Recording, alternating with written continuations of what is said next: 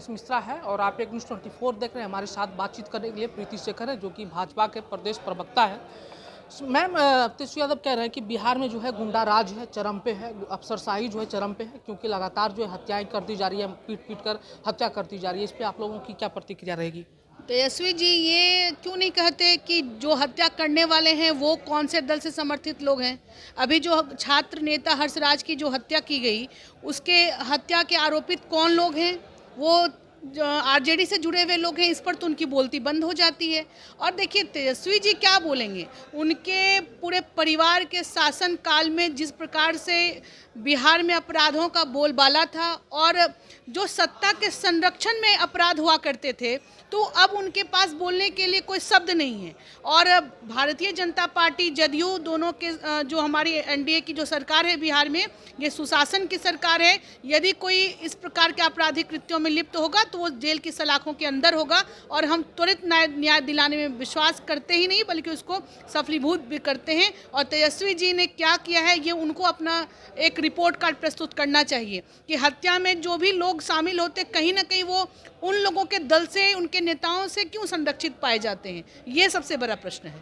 लेकिन तेजस्वी यादव बार बार कह रहे हैं कि छपरा कांड जिस तरीके से प्रोपगेंडा के तहत जो है भाजपा करवाई है, लेकिन अब जो है खुलासा हो चुका है, जनता जाग चुकी है, क्या कहिए? अब इस पर भी देखिए कि सच्चाई क्या थी। रोहिणी जी जो स्वयं वहाँ की प्रत्याशी हैं सारण की, उन्होंने जाकर स्वयं लोगों को उकसाने का काम किया।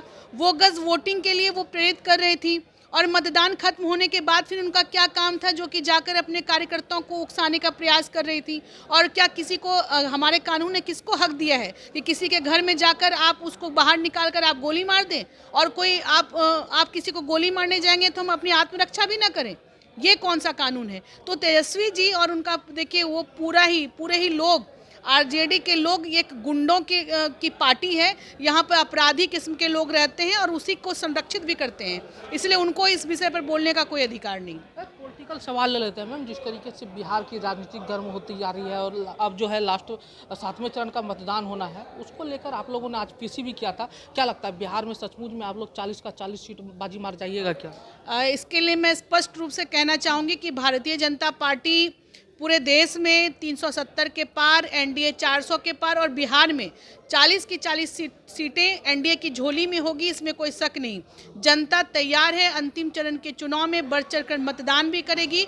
और नरेंद्र मोदी जी ने अपने नेतृत्व में जनता के ऊपर जो भरोसा जताया और जनता ने जो उन पर अपना विश्वास दिखाया है, ये एक दूसरे का अटूट प्रेम है जो वोट के रूप में सीधे सामने आएगा। और 4 जून के परिणाम में सबको सामने दिखेगा कि हम लोग कितने प्रचंड जीत से हम लोग फिर से नरेंद्र मोदी जी को प्रधानमंत्री बनाने जाने वाले हैं। मैम, ये बताइए कि लगातार तेजस्वी यादव सवाल ये भी कर रहे हैं कि 10 साल जो है सत्ते में एनडीए की सरकार रही है, बेरोजगारी जो है चरम सीमा पर है और अभी आप लोग सत्ते में आइएगा तो क्या बेरोजगारी को दूर करिएगा? महंगाई जिस तरीके से चरम पे है उसको कम करिएगा?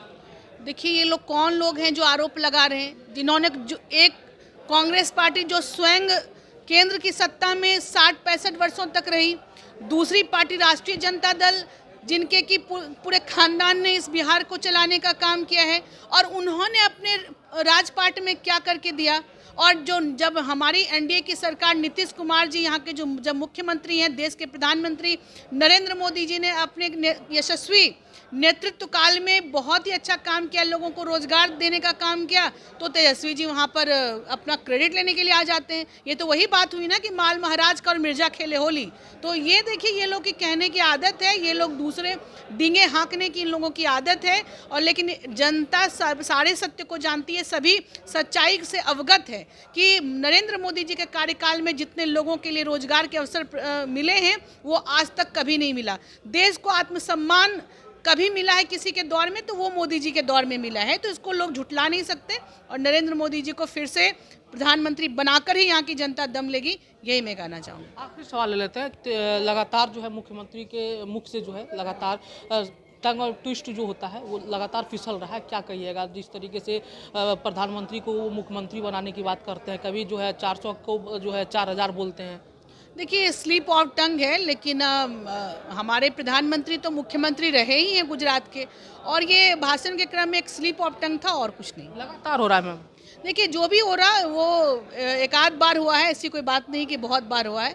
बाकी लोग तो कुछ भी कह देते हैं, उनका तो स्लिप ऑफ टंग होकर जब मुख्यमंत्री थे तो उसके बारे में उन्होंने चर्चा की, लेकिन कोई किसी के बोल तो ऐसे करवे होते हैं कि वो हमारे हिंदू देवी देवताओं को गाली दे देते हैं। किसी का टंग तो इतना फिसल जाता है कि वो हमारे हिंदू धर्म की को नष्ट करने की बात करने लगता है, और कोई इतने गिर जाते हैं कि जो संविधान जिस चीज़ की इजाज़त नहीं देता है, धर्म के आधार पर आरक्षण देने की बात भी अपने जिह्वा से निकालने लगते हैं। ऐसे ऐसे लोग भी यहाँ पर हैं।